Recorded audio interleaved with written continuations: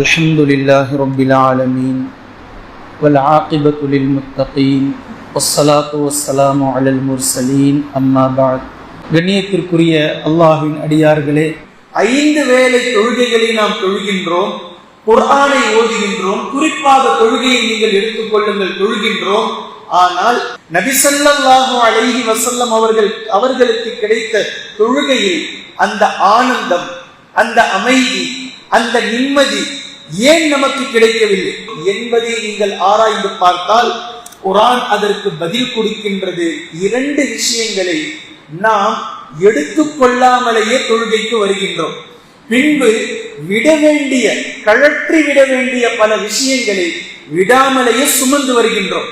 இது தொழுகைக்கும் பொருந்தும், ரமலானுக்கும் பொருந்தும், நோன்புக்கும் பொருந்தும், குர்ஆன் ஓதக்கூடிய நேரத்திற்கும் பொருந்தும், அல்லாஹ்வை திக்ர் செய்யக்கூடிய அந்த திக்ருடைய நேரத்திற்கும் பொருந்தும். நன்மையான காரியங்கள் என்று எதையெல்லாம் நீங்கள் செய்வீர்களோ அந்த ஒட்டுமொத்த நேரத்திலும் நமக்கு பொருந்தும்.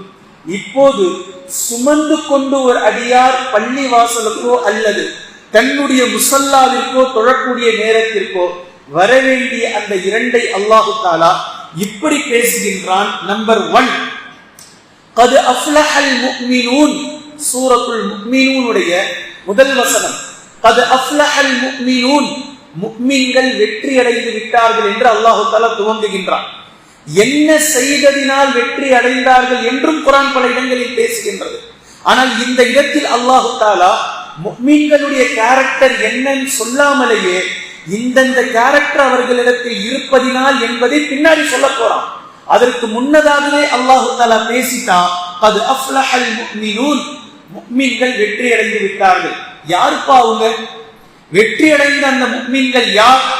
அவர்கள் என்ன செய்தார்கள்? அப்படி அல்லதீன ஹும் ஃபீ ஸலாத்திஹிம் காஷிஊன், தங்களுடைய தொழுகையில் அவர்கள் உள்ளச்சம் கொண்டவர்களாக இருப்பார்கள். முதல் விஷயம், அல்லாஹ்விடத்தில் நாம் பள்ளி வாசலுக்கு வரும்போது, தொழுகைக்காக உது செய்துவிட்டு தன்னுடைய முசல்லாவிற்கு நெருங்கும் போது, தொழுகைக்காக நாம் முனையும் போது நாம் சுமந்து கொண்டு வர வேண்டிய முதல் விஷயம் அல்லாஹ்வின் மீது எடுத்துக்கொள்ள வேண்டிய அச்சம்.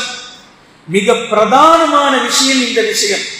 இது இல்லாமல் ஒவ்வொரு தொழுகைக்கும் வருவதினால்தான் தொழுகையில் இப்லீஸ், ஷைத்தான் நம்மை சுண்டி விளையாடுகின்றான். இந்த இம்பேலன்ஸுக்கான காரணத்தை அல்லாஹு தஆலா குர்ஆன்ல பேசுறான்.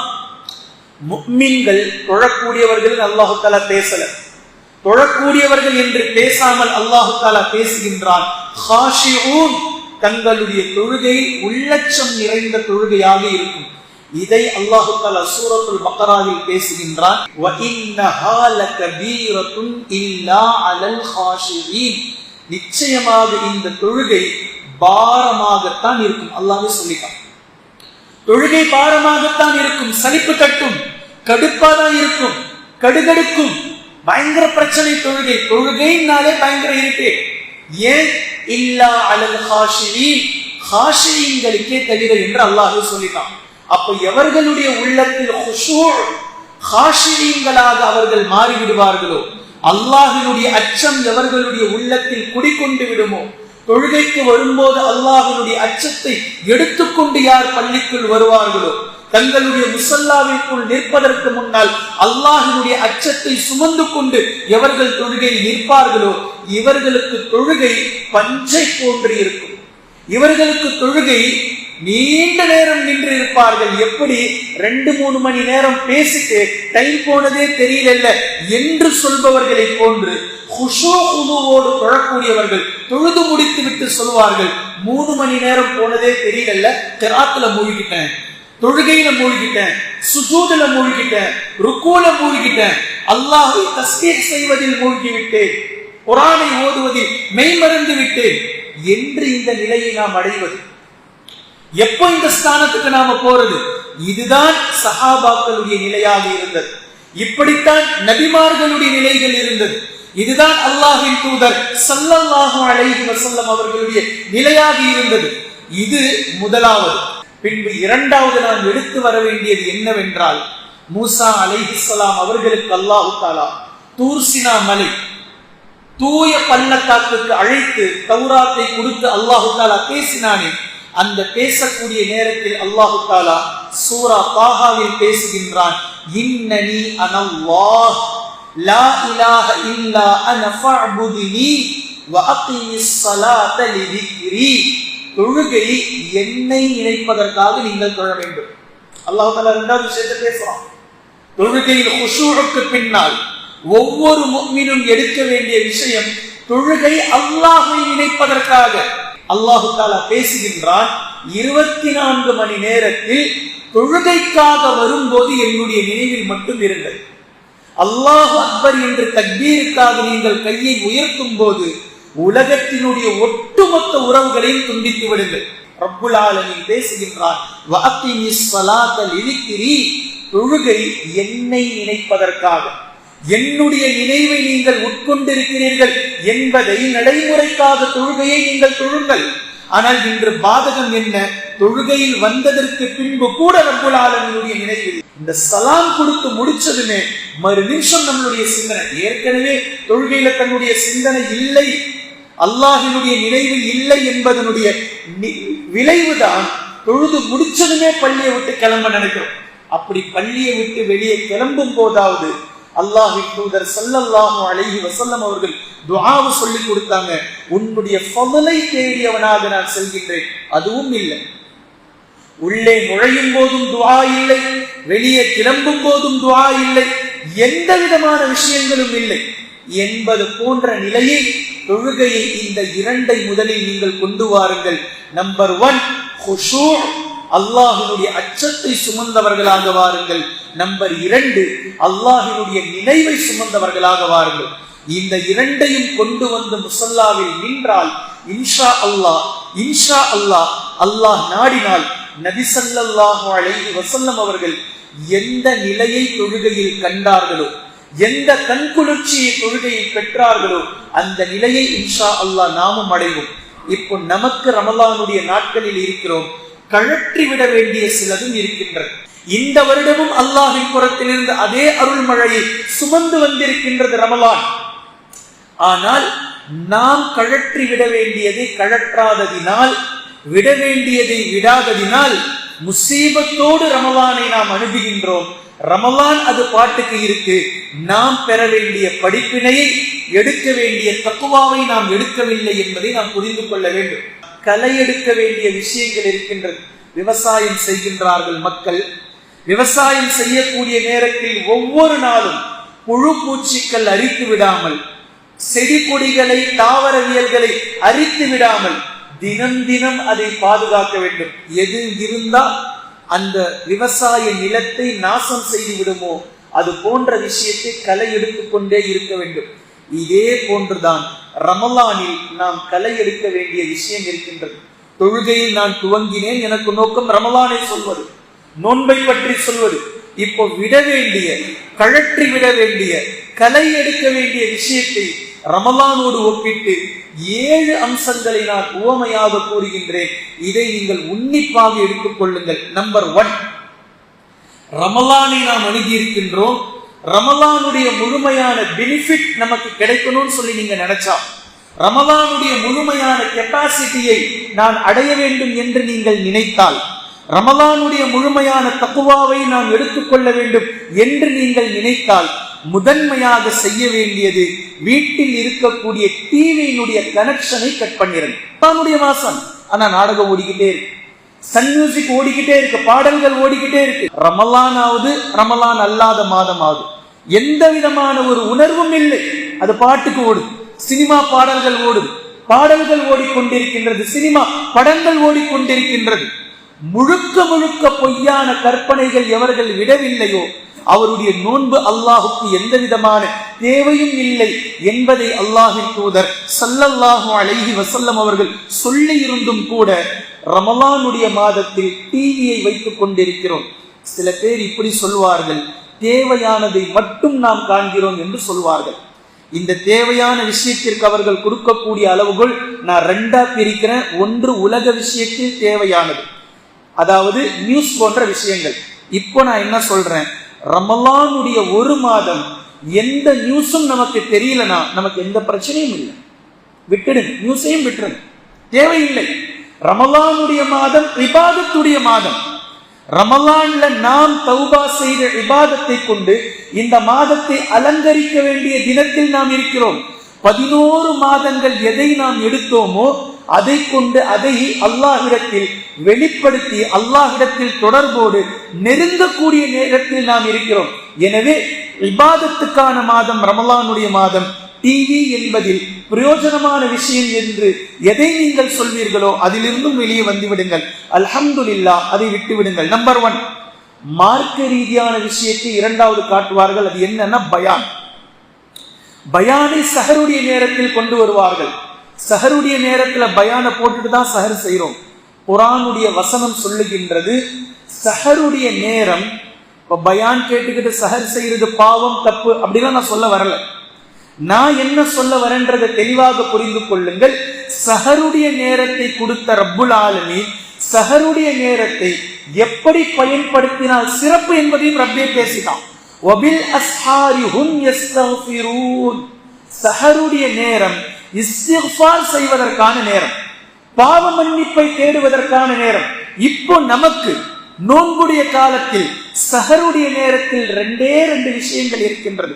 ஒன்று சஹர் செய்வது, உணவை உண்பது. இது கடைசி நேரத்தில் நாம் சாப்பிடுகிறோம். அப்படி என்றால் அதற்கு முன்னால் உள்ள நேரமும் சஹர் செய்யக்கூடிய நேரமும் நாம் செய்வது என்ன? சஹருக்கு முன்னால் அல்லாஹ்விடத்தில் பாவ மன்னிப்பில் ஈடுபடுங்கள், தௌபா செய்யுங்கள். அது தொழுகையில் இருக்கலாம், தொழுகைக்கு வெளியே இருக்கலாம். இஸ்திக்ஃபாரில் ஈடுபடுங்கள், குர்ஆனை ஓதுங்கள், ஜிக்ரில் ஈடுபடுங்கள், துஆவில் ஈடுபடுங்கள். பின்பு சஹர் சாப்பிடும் போது அல்லாஹுக்கு நன்றி செலுத்திக் கொண்டே சாப்பிடுங்கள்.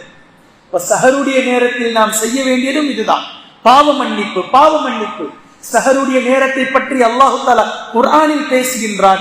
அந்த சஹருடைய நேரத்தை எப்படி பயன்படுத்தினால் சிறப்போ அது முதன்மையானது. அந்த சிறப்பை நாம் அடைய வேண்டுமானால் சஹருடைய நேரத்தில் முழுக்க முழுக்க பாவ மன்னிப்பில் இஸ்திக்ஃபாரில் தௌபாவில் ஈடுபடுங்கள். சஹரை உண்ணும் போது அல்லாஹ்வின் தூதர் ஸல்லல்லாஹு அலைஹி வஸல்லம் அவர்கள் இதை சுன்னாவாக ஆக்கியிருக்கிறார்கள்.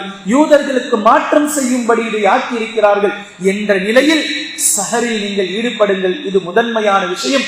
முதல் விஷயம், தொலைக்காட்சியை, டிவியை மொத்தமாக இந்த 1 மாத காலம் துண்டித்து விடுங்கள். Number 2, mobile. இந்த மொபைல் போன் அத்தியாவசிய தேவையான கட்டத்திலும் இருக்கின்றது. ஒருவரை தொடர்பு கொள்ள, ஒரு உறவை பலப்படுத்த, வீட்டிற்கு தேவையான விஷயத்திற்கு தேவையானதை பெற்றுக்கொள்ள, வாங்க கொள்ள மொபைல் என்பது மிக அத்தியாவசியமான தேவையாக இருப்பதினால் மொபைலை நீங்கள் 2ஆக பிரிக்கலாம். இதை நன்மையான விஷயத்திலும் நீங்கள் பயன்படுத்தலாம், தவறான விஷயத்திலும் நீங்கள் பயன்படுத்தலாம்.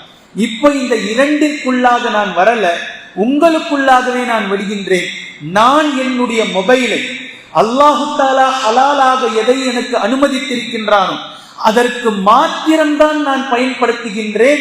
இன்ஷா அல்லாஹ் இந்த ரமலானிலும் இந்த ஹலாலை தாண்டி என்னுடைய மொபைலுடைய எந்த கட்டமும் ஹராமுக்கு செல்லாது என்ற நிலையில் உங்களுடைய மொபைலை நீங்கள் பயன்படுத்த முடியுமானால் அல்ஹம்துலில்லாஹ் பயன்படுத்துங்கள்.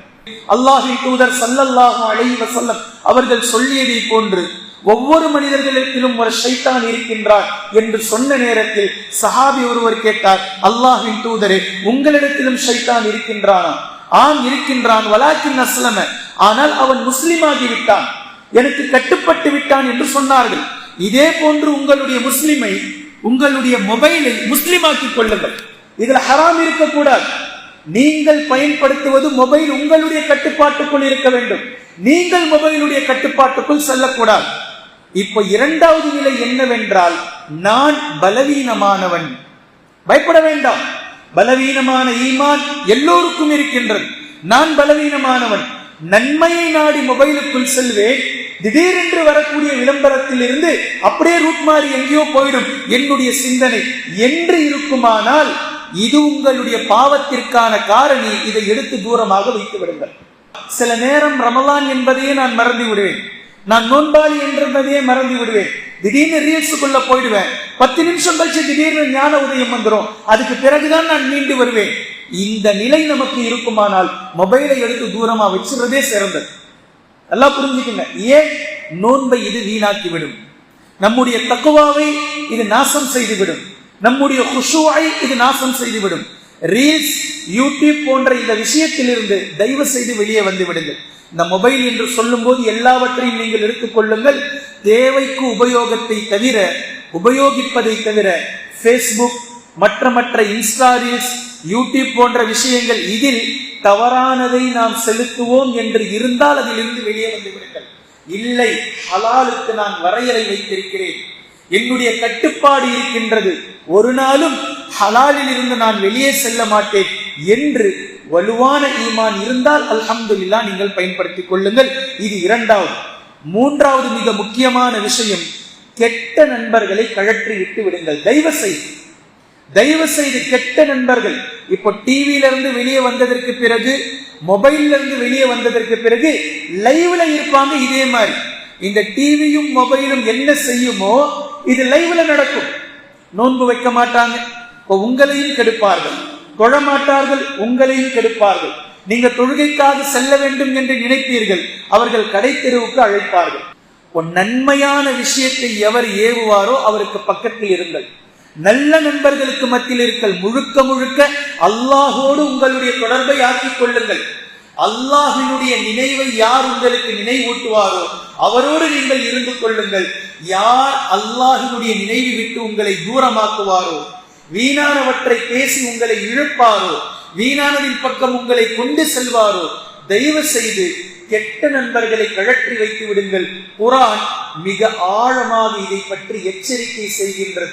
நாளை மறுமை நாளையில் சிலர்கள் நரகத்திற்கு சென்று விடுவார்கள். நரகத்தில் அவர்கள் புலம்புவார்கள்.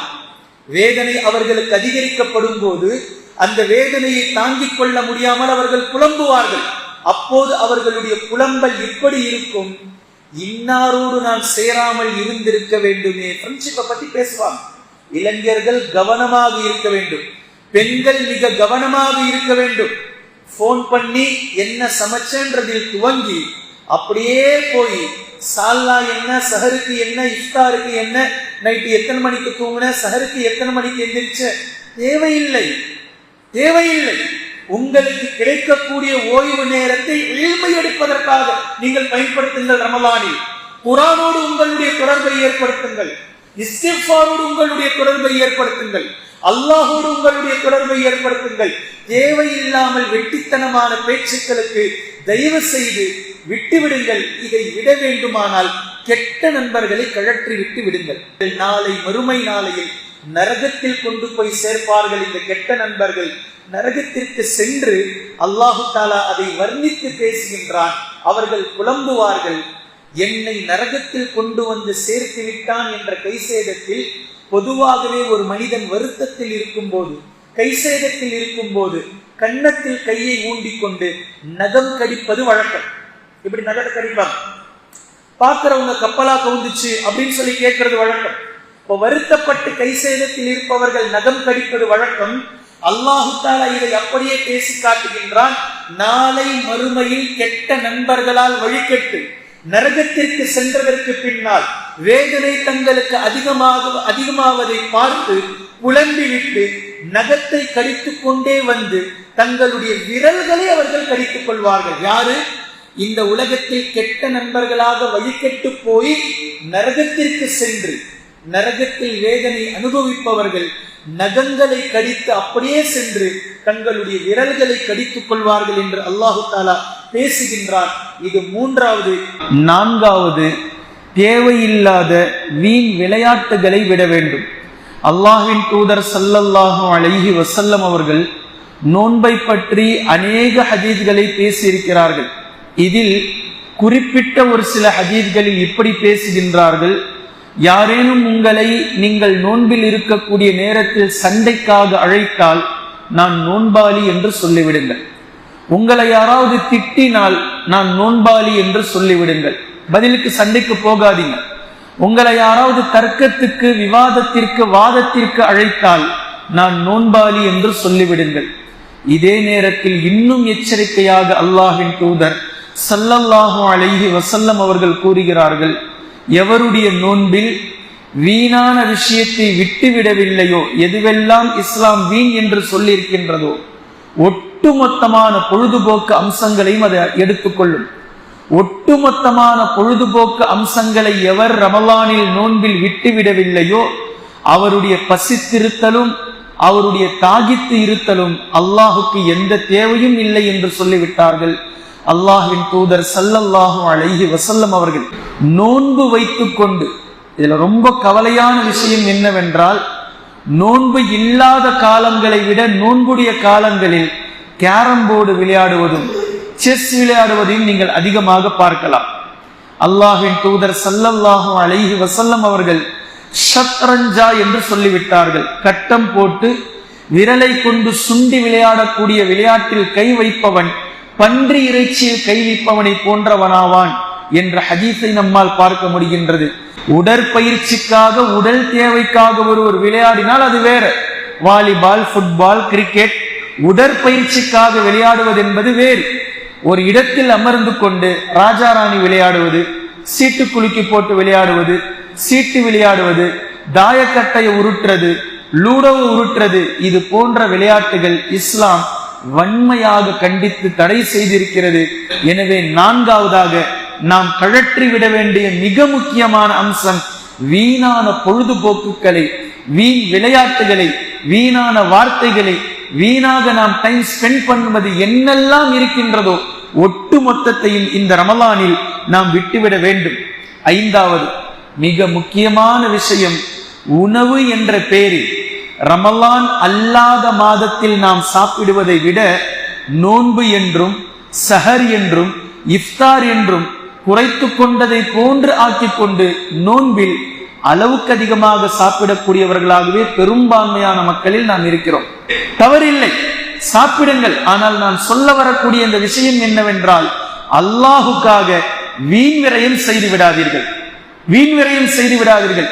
எத்தனை கொற்றா கஞ்சிக்கள் வீணாக்கப்படுகின்றது, சிறு பிள்ளைகளுக்கு வைக்கப்படுகின்றது. எல்லா பள்ளிவாசலிலும், உலகத்தில் இருக்கக்கூடிய ஒட்டுமொத்த பள்ளிவாசல் ஹரம் வரைக்கும் சிறு பிள்ளைகளுக்கு பெருசா எடுத்து வச்சிடறாங்க பேக்கேஜ். இதுல ஒரு கடி, அதுல ஒரு கடி, அதுல ஒரு கடி, அவன் பாட்டுக்கு போயிடுறான். இப்ப அவன் கடிச்சு வச்சதை யார் சாப்பிடுறது? தூக்கி போடு மாட்டுக்கு, தூக்கி போடுங்க குப்பைக்கு. யாருடைய காசு?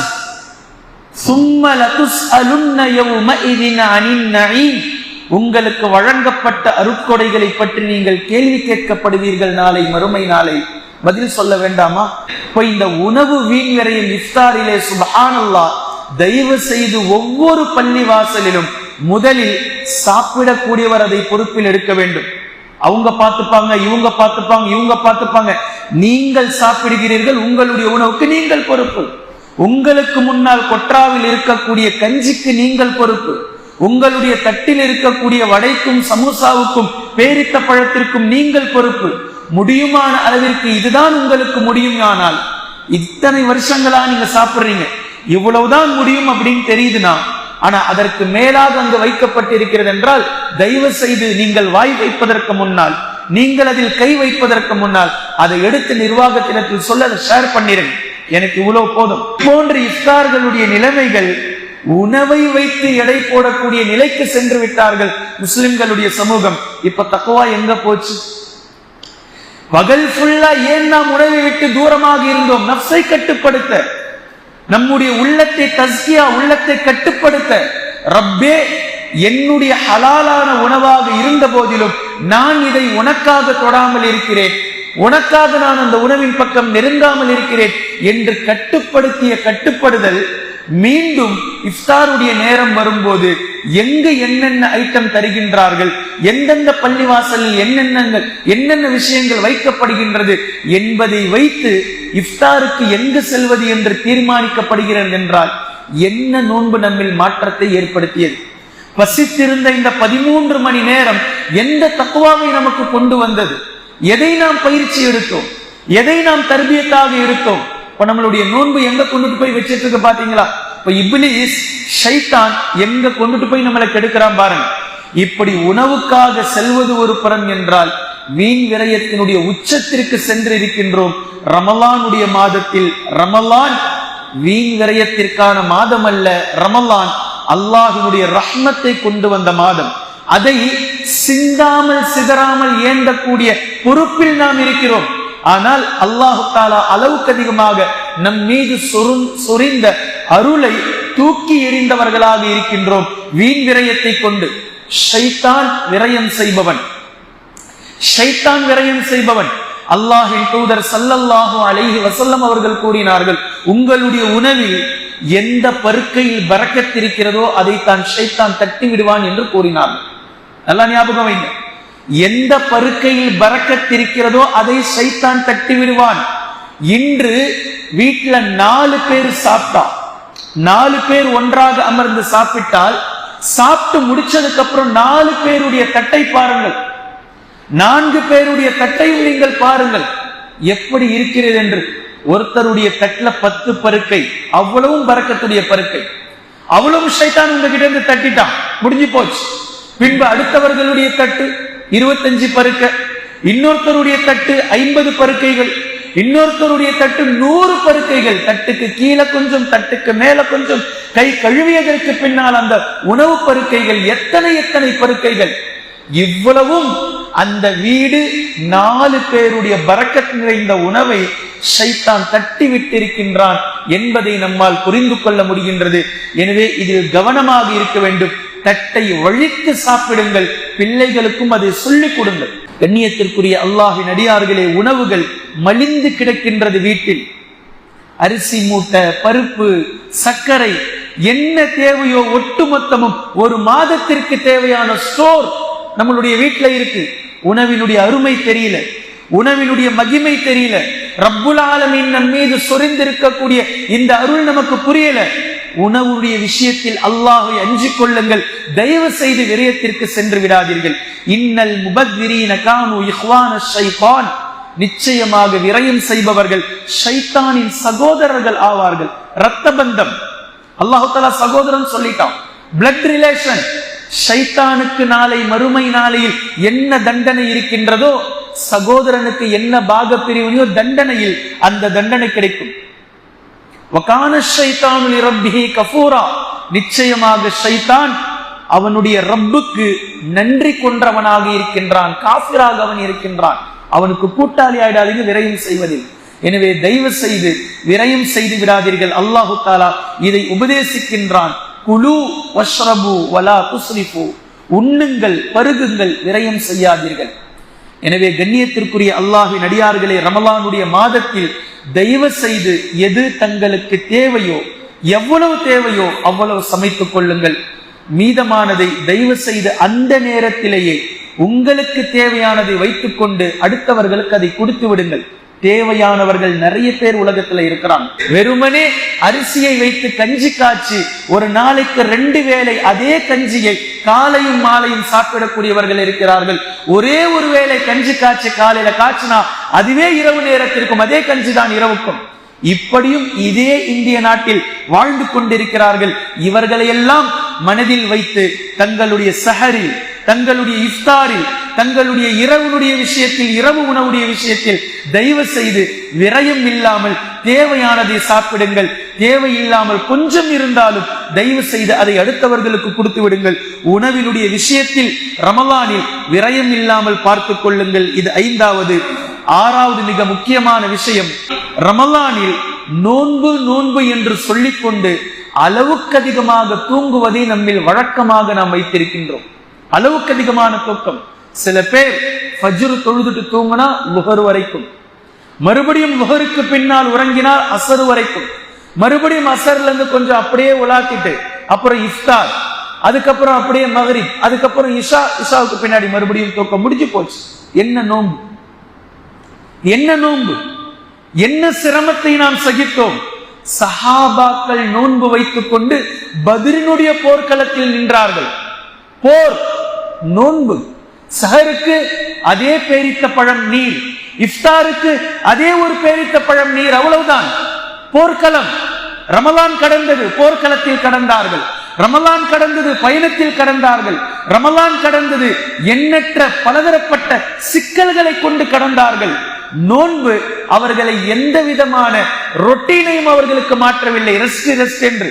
எனவே கண்ணியத்திற்குரிய அல்லாஹ்வின் அடியார்களே, ரமலானுடைய மாதம் இபாதத்துக்குரிய மாதம். ரமலானுடைய மாதம் அளவுக்கு அதிகமான ஏனைய மாதத்தில் செய்ததை விட இபாதத்தில் அளவுக்கு அதிகமாக செய்த மாதம். எனவே தேவையில்லாத தூக்கத்தை தடுத்துக் கொள்ளுங்கள். உடலுக்கு தேவையான ரெஸ்ட் எடுத்துக்கொள்ளுங்கள்.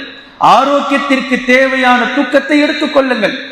ஏனைய நாட்களில் ஒரு நாளைக்கு 6 மணி நேரம் தூக்கம் போதும் என்றால், ரமலானில் குறைந்தபட்சம் அதை 5 மணி நேரமாக மாற்றிக்கொள்ளுங்கள், போதும் இன்ஷா அல்லாஹ். எனவே தேவையில்லாத தூக்கத்தை நீங்கள் மாற்றிக்கொள்ளுங்கள். நம்பர் 7, மிக முக்கியமான விஷயம், ரமலான் ஷாப்பிங் செய்வதற்கான மாதம் அல்ல. ரமலான் பர்ச்சேஸ் செய்வதற்கான மாதம் அல்ல. 20 நோன்புகளில் செய்வது என்பது வேறு, கடைசியான 10 நோன்புகளில் செய்வது என்பது வேறு. முஸ்லிம்கள் பிரிச்சு வச்சிருக்கிறாங்க. 20 நோன்பு வரைக்கும் வெவ்வேறு மாதிரியான ஷாப்பிங். 20 நோன்பு கடந்து விட்டால் அப்போ மொத்தமும் பர்ச்சேஸ் துணி கடையில தான் முஸ்லிம்கள். ஒட்டுமொத்த முஸ்லிம்கள் பள்ளிவாசல்ல இருக்கிறாங்களோ இல்லையோ, ஷாப்பிங் மால்களிலும் அந்த துணிக்கடைகளிலும் நீங்கள் பார்க்கலாம். தேவையானது எதுவோ அதை பெற்றுக் கொள்ளுங்கள், அதை வாங்கிக் கொள்ளுங்கள். ஆனால் ஆசைக்காக சுற்றுவது இருக்கின்றது, இது தேவையில்லாதது. இந்த ஷாப்பிங்கை தயவு செய்து ரமலானில் குறைத்துக் கொள்ளுங்கள். தேவையானதை வாங்குவது என்பது வேறு, ஆசைக்காக சுற்றி திரிவது என்பது வேறு. ரமலான் நோன்பு காலம், இந்த நேரத்தில் ஷாப்பிங்காக செல்லக்கூடிய நேரத்தில் ஒரு அவலம் நடக்கும். இந்த நேரத்தில் இதையும் நான் சொல்லியாக வேண்டும். அந்த அவலம் என்னவென்றால், சில வேளைகளில் சில நேரங்களில் பெண்கள் என்ன செய்வாங்கன்னா, தங்களுக்கு நோன்பில்லாத நாட்களை ஷாப்பிங்காக வச்சுப்பாங்க. ஷாப்பிங்க்கு போய் ஜவுளி கடையிலே டீ குடிச்சிட்டு இருப்பாங்க, அப்புறம் நுறுக்கு தீனிய சாப்பிட்டுக்கிட்டு இருப்பாங்க. என்ன அப்படின்னா நோன்பு இல்லைன்னு வாங்க. நான் என்ன சொல்கின்றேன், ரமலானுடைய மாதத்திற்கென்று ஒரு கண்ணியம் இருக்கின்றது, ரமலானுடைய மாதத்திற்கென்று ஒரு அழகு இருக்கின்றது. நீங்க பாட்டுக்கு புர்கா போட, ஆண்களுக்கும் சொல்றேன், ஆண்களுக்கும் இதேதான், பெண்களுக்கும் இதேதான்.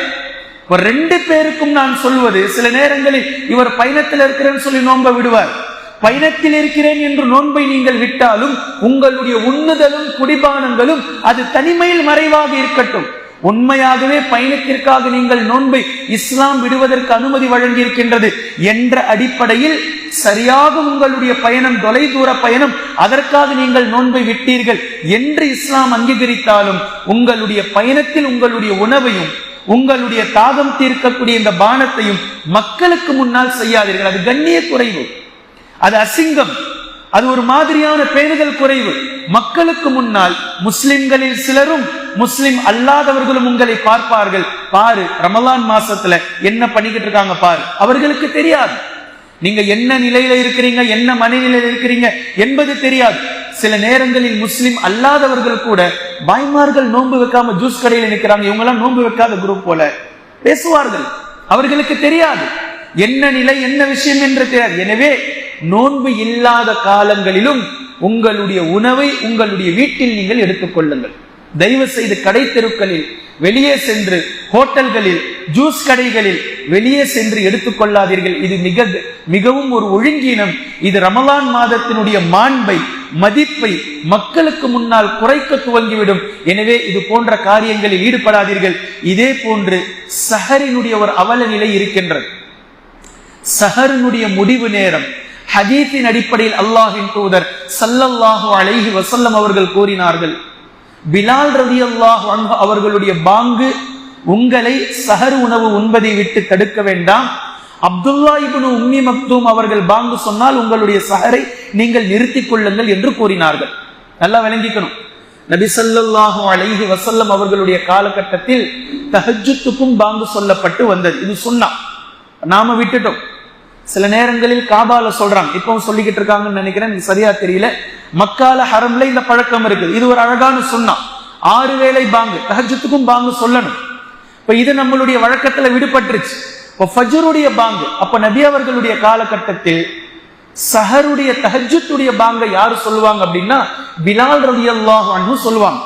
இந்த பாங்கு மக்களையே இழப்பி விட்டுவிடும். அப்ப இந்த பாங்கு சஹர் உணவை தடுக்க வேண்டாம். அப்துல்லா இப்னு உம்மி மக்தூம் எப்ப பாங்கு சொல்வாங்கன்னா ஃபஜ்ருடைய நேரம் வந்ததும் சொல்வாங்க. அந்த பாங்கு சஹர் நீங்கள் உண்ணக்கூடாது, அதை நீங்கள் தடுத்துக் கொள்ள வேண்டும் என்று நபி ஸல்லல்லாஹு அலைஹி வஸல்லம் அவர்கள் எல்லை வகுத்தாங்க. இதனுடைய பொருள் இதுவல்ல, அல்லாஹு அக்பர் அப்படின்னு சொல்லி மைக்ல சத்தம் கேட்கிற வரைக்கும் நீங்க சாப்பாட்டை வாயில வச்சுக்கிட்டு இருக்கணும்ன்றது அர்த்தம் அல்ல. இதல்ல இதனுடைய பொருள். நீங்க தண்ணி அந்த கடைசி நேரம் வரைக்கும் வாயில வச்சுக்கிட்டு இருக்கணும் அப்படின்றதல்ல பொருள். அது இல்லை பொருள் என்பதற்கான ஹதீஸை நான் உங்களுக்கு சொல்றேன். அனஸ் பின் மாலிக் ரலியல்லாஹு அன்ஹு அவர்களிடத்தில் கேட்கப்பட்டது, இப்னு அப்பாஸ் ரலியல்லாஹு அன்ஹு அவர்களிடத்தில் கேட்கப்பட்டது. தாபீன்கள் கேட்டார்கள், நபி ஸல்லல்லாஹு அலைஹி வஸல்லம் அவர்களோடு நீங்கள் இருந்தீர்களே, ரமலானை கடந்து வந்தீர்களே, உங்களுடைய சஹருடைய நேரம் முடிவுக்கும் ஃபஜ்ருடைய பாங்குக்கும் எவ்வளவு நேரம் இருந்தது அப்படின்னு சொல்லும் போது அவர்கள் பதிலளித்தார்கள், நாங்கள் சஹருடைய நேரத்தை முடித்துவிட்டு பாங்கு சொல்வதற்கு முன்னால் 40 வசனங்களை ஓதக்கூடிய அளவிற்கு இடைவெளி இருந்தது என்று கூறினார்கள். 40 வசனங்கள். இப்போ குர்ஆனுடைய சிறிய வசனங்களை நீங்கள் எடுத்துக்கொண்டாலும் சூரத்துன் நபா சரியாக 40 வசனங்கள். ஒரு உதாரணம் வச்சுக்கோங்க, சஹருடைய நேரத்தை முடிச்சிட்டு நீங்க சூரத்துன் நபாவை அழகாக ஓதி முடிச்சா அங்க முஅத்தின் பாங்கு சொன்னா என்னவோ இதுதான் அழகான ஃபார்முலா. இந்த முறையில நீங்க முடிச்சுக்கணும். பாங்கு சொல்ல போற நேரத்தை நீங்க பாத்துக்கோங்க. முதல் பாங்கு எது உங்களுடைய மஹல்லாவில் முதல் பாங்கு கேட்கிறதோ இதுக்கு 5 நிமிஷத்துக்கு முன்னாடி பேணுதலான அடிப்படையில் சஹரை அழகாக முடித்து விடுவதுதான் நபி ஸல்லல்லாஹு அலைஹி வஸல்லம் அவர்களுடைய அழகான அதபே தவிர, ஒருத்தர் திடீர்னு லேட்டா எந்திரிச்சுக்காரு, கடைசி நேரத்துல இருக்கிறாரு, நபி அவர்கள் அவருக்காக சொல்றாங்க, அவர் பதட்டம் அடைய வேண்டாம், அவர் சிரமப்பட வேண்டாம், பாங்கு சொல்ல இன்னும் 1 நிமிஷம் இருக்கு அல்லது 2 நிமிஷம் இருக்கு, உங்களால் முடிஞ்சதை ஏதாவது தண்ணியை குடிச்சுக்குங்க, இல்ல ஒரு வாழைப்பழத்தை சாப்பிட்டு தண்ணி குடிச்சுக்குங்க, இல்ல ஒரு ஆப்பிள சாப்பிட்டுக்குங்க, இல்ல ஒரு 3 பேரிச்சப்பழத்தை எடுத்து சாப்பிட்டுக்குங்க. சஹர் தான். சஹர் சாப்பிடாம நோன்பு வைக்காதீங்க, சஹர் சாப்பிடுங்க. இதை நீங்கள் புரிந்து கொள்ள வேண்டும். திடீரென்று ஒருவர் சஹரே சாப்பிடல, நல்லா தூங்கிட்டார். இப்ப இவங்க என்ன செய்யறாங்க அப்படின்னா நோன்பே வைக்கிறது இல்லை.